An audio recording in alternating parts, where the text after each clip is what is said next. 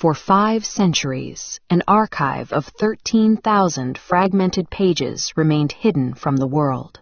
These were never intended for a library. They were the private, daily records of a man documenting things society was not yet permitted to see. To protect these observations, Leonardo used a specific system of encryption. He wrote completely backwards, from right to left, meaning the contents only become legible when held up to a mirror. This secrecy was a matter of survival. In 16th century Italy, the Church held absolute power over truth. Those who authored texts that contradicted Scripture, like Giordano Bruno, were declared heretics and burned alive in public squares. By 1513, Leonardo had already been labeled a religious dissenter. His anatomical dissections and astronomical studies provided physical evidence for a world that functioned without divine intervention, a direct challenge to the authority of the Inquisition. Curious, lacking of formal education in Latin or traditional mathematics, he relied entirely on a different method of deduction, identifying repeating physical patterns in the movement of water, the growth of plants, and the flight of birds.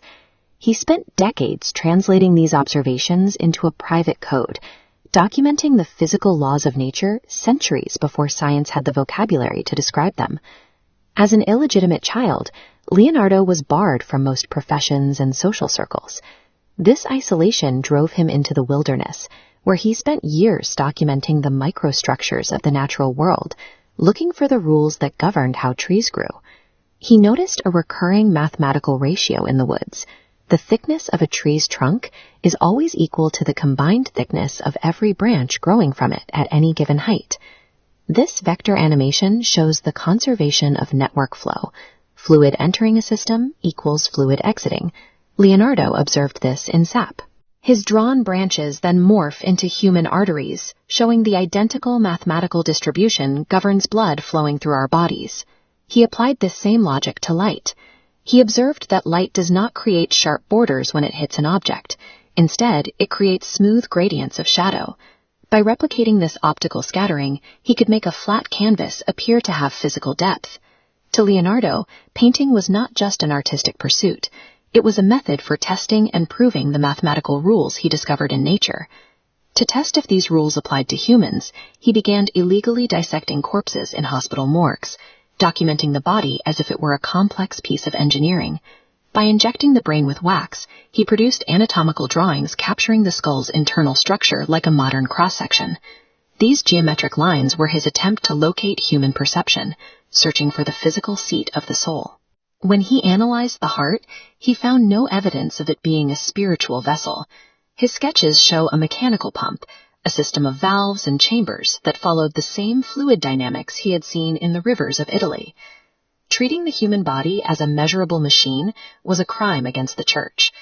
Because these findings reduced the divine soul to mechanical equations, Leonardo kept them hidden in his private notebooks to avoid the stake.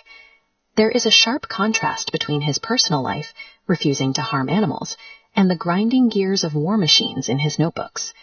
He drafted blueprints for technologies that were centuries ahead of his time. This aerial screw utilizes the same aerodynamic principles found in modern helicopter rotors to generate lift.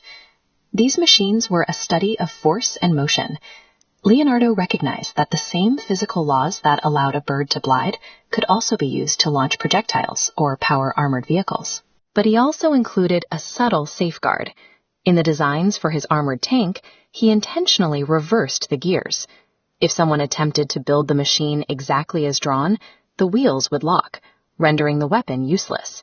He documented how the laws of nature could be harnessed for destruction, then ensured the blueprints remained inoperable for the warmongers who sought to use them. These thousands of pages treat art, biology, and engineering as part of the same study. On this page, a geometric polyhedron sits alongside anatomical observations, linked by the same principles of proportion. Despite the scope of his work, Leonardo died admitting failure. He believed his life was a disappointment because he had never succeeded in publishing his findings, or convincing the world of the patterns he saw. He left behind a time capsule of data that no one in his era was equipped to understand. His notebook sat for centuries, waiting for the scientific community to catch up to his observations. Leonardo lived in a time when truth was dictated by the church. Rather than accepting those texts, he spent 40 years documenting the microstructures of the physical world, building a library of evidence that wouldn't be verified for 500 years. He remained a secret keeper until the end. By writing his discoveries in reverse, he ensured his work would only be seen by those willing to look at reality through a mirror.